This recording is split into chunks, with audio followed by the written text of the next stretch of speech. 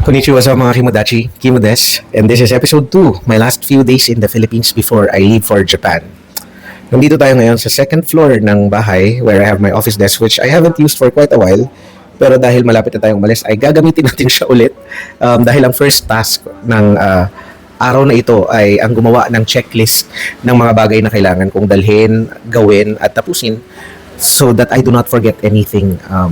It is exactly 7 days to go bago ako umalis. And hindi ko alam kung ang pakiramdam ba ay 7 tulog na lang o 7 tulog pa. But it feels like things are starting to move a little faster. So join me in this episode as I show you my preparations before departure for Japan. Last few weekends, ginawa ko na ang mga bagay na may sisingit ko sa schedule ko and thankful naman ako na nagawa ko sila. Among the things that I did ay ang pagpapabunot ng wisdom tooth sa aking trusted dentist para may space ako for new wisdom sa pag-aaral sa Japan. Also dahil hindi naman covered ang dental care sa health insurance namin. I also did my last medical check and flu vaccine dahil pagdating sa Japan ay agaw ang init ng summer at bugso ng malalakas na ulan so dapat ay may proteksyon tayo. And ang pagpapagupit na mukhang uulitin ko dahil sing bilis maubos ng sahod ang paghaba ng buhok ko. Be aware na hindi ko kakayanin kitain ng karamihan ng mga kaibigan at pinamahal ko on the last week kaya isa-isa ko na silang kinita noong mga nakaraang araw. And I am sure many of you can relate, may mga tawag tayo sa mga group of friends na meron tayo. Sa akin, nandyan ang Kitty Bells ng mga dating empleyado ni Kong Kit Belmonte na extension na rin ng buhay kongreso ko. Third family na isang subset ng Kitty Bells na core team ko sa HREP. Good luck sa bar, Diego! Ang intercontinental circle ng mga kaklase ko nung high school na simula nung nagtrabaho kami ay hindi na napirming lahat sa isang kontinente except in very rare moments na nakakapagsabay-sabay ang lahat ng bakasyon sa Pilipinas. Ang tropang Calabarzon na bukod sa katrio ko sa Mobile Legends ay mga kasangga ko sa napakaraming bagay. Inaanak ko ang panganay ni Shanti at best man ako sa kasal ni Joms. Tropang Rizal ito dati until lumipat ng Cavite si Joms kaya naging tropang Calabarzon. I also took the chance na bumisita sa teacher ko nung high school na matagal ko nang di nakikita para makipagkwentuhan. And also some despedida lunches and dinners with friends from the office. Almost maghapon nang umuulan dito sa amin and hindi tayo nakalabas today. And ganito yung view sa likod ng bahay, sa terrace. Kapag malakas ang ulan, almost zero visibility siya. Pero dito sa Block 69 kasi rain or shine, meron talagang yaya ng merienda. And since it's our last week dito sa Pilipinas, hindi na natin palalagpasin ang mga pagkakataon na makasama natin sila, makakwentuhan.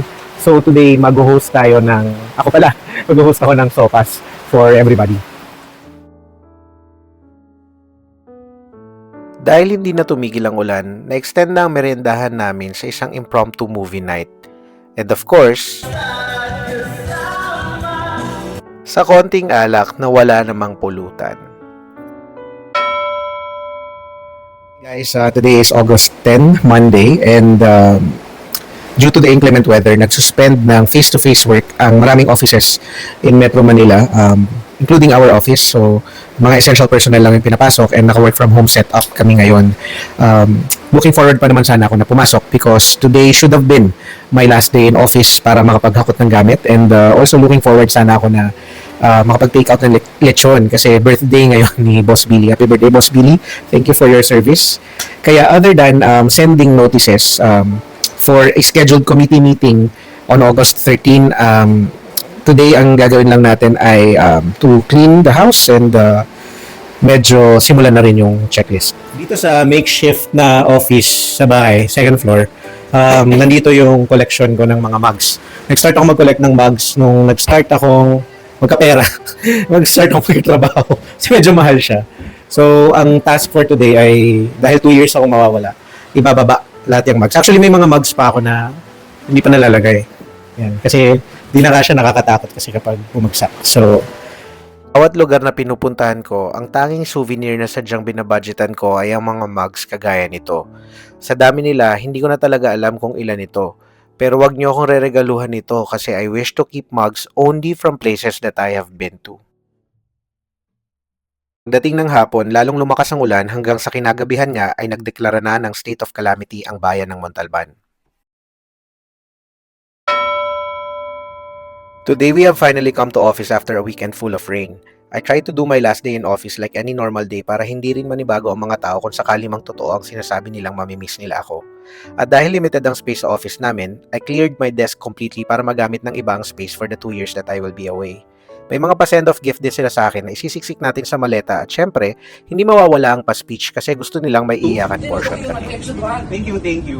I hope to come back in 2 years' time with I hope to come back better equipped so that I could be more for this institution.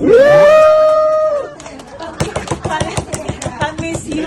And translate Japanese documents into English. Hindi, mabalik naman ako. Baka nga nandito ko ng Thursday kasi may meeting. Dalawang isip ako. Isa pa. Thank you kasi it's difficult to find a home outside your home. Thank you for making work worthwhile and for making this institution better. Wow, bearable. Hirap kasi, di ba, when nasa government service, difficult to just suck it all in. Pero when you have people around who love you, it becomes easier and more worthwhile. Hindi lang para sa bayan, kasi para sa sarili din naman natin. Yeah. Maraming salamat sa pagmamahal. Kita-kits after 2 years. Size 9 ako, Kima. Sino ang best friend mo doon? Siyempre ikaw lang! And just like that, I left the office I look forward to coming back to in 2 years' time. Successfully ay nakakot na natin lahat ng gamit sa office, malungkot. Pero we want to come back better equipped and be more for the institution and be more for this nation. Yan naman yung goal, I think, ng lahat ng civil servants. All of us want to be something for this country more than what we can be for ourselves. Maraming salamat, House of Representatives. And see you after 2 years. Sanay akong mag-empake. Isa sa mga forte ko ay ang pag-empake dahil may PhD na yata ako sa paggala. Kaya ko maging weekend warrior, solo joiner, tour organizer o tourist na may 3 layover. Pero first time kong mag-empake para sa 2 taon na biyahe. At habang papalapit ang araw ng pag-alis ko ay mas lalo kong nare-realize na hindi talaga kasya ang lahat sa 2 maleta. At kahit kaya mong paghandaan ang mga panahon ng tagsibol, tag-init, taglagas at taglamig, sadyang walang maleta ang makapagsisilid ng magagamit mo sa panahon ng taglungkot. Pero gaya ng maraming batang 90s, hindi tayo babawi, lalaban tayo.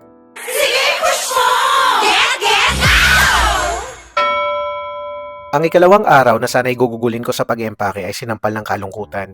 Siguro dahil sa ulan or siguro dahil 3 days na lang. Maigit na imbitahan ako ng mga minamahal kong maghapunan at umattend ng birthday yan. So lampake muna sa empake, need ko mag-recharge ng happiness battery ko. Ako ang namili ng lugar na kakainan at ang binalikan namin ay ang Ogane, ang OG Samgyup place sa Timog na samgyupsala na bago pa nauso ang K-pop at K-drama sa Pinas. Ang masaya sa dinner na to ay walang special, KKB pa rin at ang dessert at side dish ay chismisan. Bukod sa tipid on my part ay parang naramdaman ko na normal lang ang lahat. After dinner, lumagari naman ako sa birthdayan ng isang kaibigan sa trabaho. 2 years akong hindi makaka-attend sa birthday nito pero okay lang.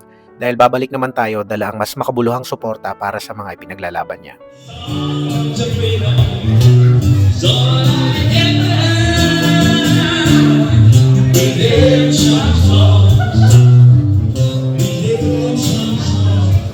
And yet it was another chance para makapagpaalam ako sa mga minamahal kong kaibigan. Bye-bye! See you after 2 years! See you after 2 years! Happy birthday! Happy birthday! Thank you, Boss Kim. See you after 2 years! Yep, tama. See you after 2 years. And after 2 years, kantahan ulit tayo.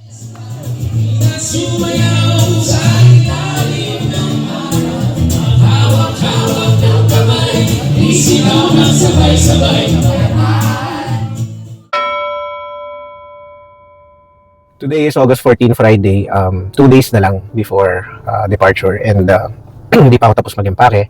Ang dami ko pang kailangan gawin, hindi pa ako nakakapagpagupit. But today, after half day ng pagsubok ulit na matapos yung pag-empake, we are dito ako sa labas ng village ngayon. We are heading out papunta ng Morong para bisitahin ang aking Mother Bee, si Mother Earth. Yan. Pero babalikan lang ako kasi she love to pack a lot of things and finish. Ayun, join me today. Bisita tayo sa aking birthplace, ang Morong Rizal. Ang Morong Rizal ay 2.5 hours away mula sa bayan ng Montalban dahil sa magkabilang dulo halos siya ng mapa ng Rizal. After 48,000 years ay dumating na tayo sa Baler ni Mother. Ayan. Sana may magbukas ng gate. Halos 2 oras lang ako sa Morong dahil nakakatakot ang mga baha sa daan at baka ma-stranded ako. Pero nagawa ko naman limliman ng bahay at nakapagtaglay din ako ng mga kutkuti na babaunin. What's up guys? Today is August 15. Last 24 hours bago umalis. And di pa rin tayo tapos mag-impake. Hindi pinalagpas ng Block 69 na magkainan on my last day. So nagambag ako ng kalderetang baka at sinigang na salmon na luto ni Miss Rose. Hindi na ako masyadong nakapag-video dahil naisip ko baka ma-miss kong masyado. Ayoko namang umalis na masyadong malungkot. Saka hindi naman ako aalis talaga dito. Mapapalayo lang ako ng sandali. At dahil finally umaraw na noong last day ko, nakaligo na rin si Poker. Kaya ang sarap niya ng himas-himasin kasi mabango na ulit siya. Kakatapos lang ng lunch with Block 69 and dahil last day today at saka ngayon lang din umaraw, isisingit na natin yung mga iba pang mga kailangang tapusin or gawin dahil bukas na yung flight. And isa sa mga hindi ko pwedeng hindi gawin ay ang magpagupit ng buhok because mahal sa Japan magpagupit ng buhok at saka hindi ko masyadong type yung gupit doon.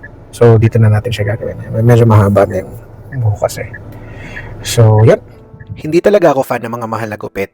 Yung bang mga umaabot ng 500 pesos. Kaya dito ako sa Geldy Barbershop talaga nagpapagupit. Kaso nung nagpunta ako, 388 ang nakapila. Kaya kinailangan maghanap ng panibago at napunta ako dito sa pagupitan ng mga Playboy. Dahil sa init ng panahon, nakaidlip ako habang ginugupitan. Kaya gulat ko na lang na pagising ko, ready na pala akong mag-take ng Criminology Board exam. Tapos na tayo magpagupit at mukha na tayong Criminology intern. Pero honestly, okay naman. Saya naman tayo sa gupit. Kinahaponan, nagka-surprise visit ako mula kay Colina Senpai ko sa Nagoya at office mate ko back in A-Trip.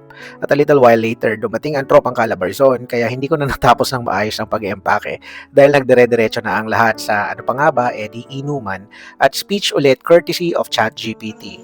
Hindi ako malungkot kasi Hindi ko na ipapakita yung iba pang nangyari kasi ngongo ako nung nalasing. Pero ang masasabi ko lang, I spent the last hours in the Philippines with people who mattered to me.